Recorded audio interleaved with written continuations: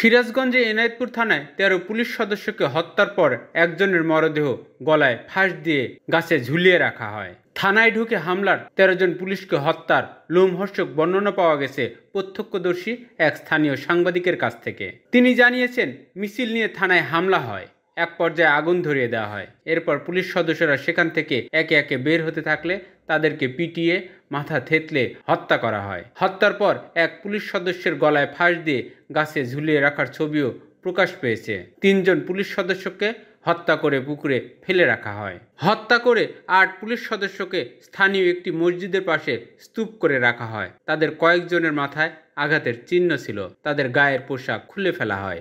বৈষম্য বিরোধী ছাত্র আন্দোলনের ডাকে সরকার পতনের এক দফা দাবিতে অসহযোগের প্রথম দিন আজ রোববার এই ঘটনা ঘটে। থানার অদূরে এক সাংবাদিকের বাড়ি, তিনি ঘটনার প্রত্যক্ষদর্শী।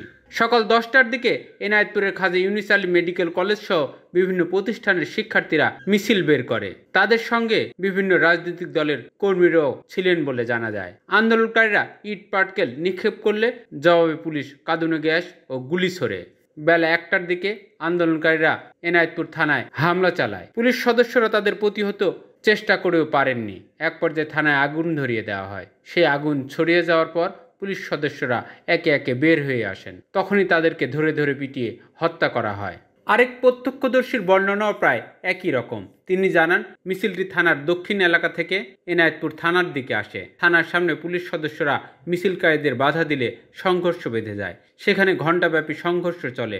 এরপর থানায় আগুন দেওয়া হয়। পুলিশের রাজশাহী বিভাগের অতিরিক্ত ডিআইজি বিজয় বসাকের বর্ণনাতেও ভিন্নতা নেই। তিনি বলেন, নিহতের সংখ্যা বাড়তে পারে। সেই থানায় কতজন পুলিশ সদস্য ছিলেন, বাকিদের পরিণতি কি, সেই তথ্য তাৎক্ষণিকভাবে দিতে পারেননি তিনি। রোববার দেশব্যাপী সংঘাতে সিরাজগঞ্জে ১৩ পুলিশ সদস্য ছাড়াও আরও অন্তত ৯ জনকে হত্যার তথ্য মিলেছে, যাদের মধ্যে আছেন সাংবাদিক, যুবদল নেতা, স্বেচ্ছাসেবক লীগের নেতা ও ছাত্রলীগ নেতা।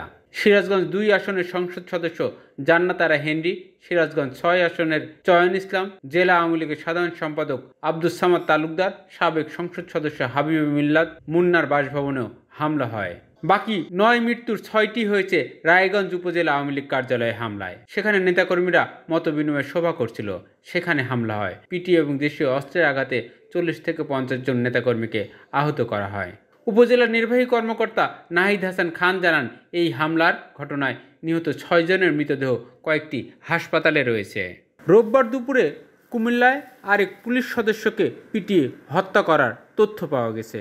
পুলিশ সদর দপ্তরের বিজ্ঞপ্তিতে বলা হয়েছে, বিভিন্ন জায়গায় পুলিশের থানা, পুলিশ সুপারের কার্যালয়, রেঞ্জ অফিস, ফাঁড়িতে হামলার ঘটনা ঘটেছে, যাতে ৩ শতাধিক পুলিশ আহত হয়েছে। সর্বশেষ পাওয়া খবর অনুযায়ী সিরাজগঞ্জে সেনাবাহিনীর একটি দল ঘটনাস্থলে গেছে। আইন শৃঙ্খলা রক্ষাকারী বাহিনীর অন্য সদস্যরাও তাদের সঙ্গে রয়েছেন।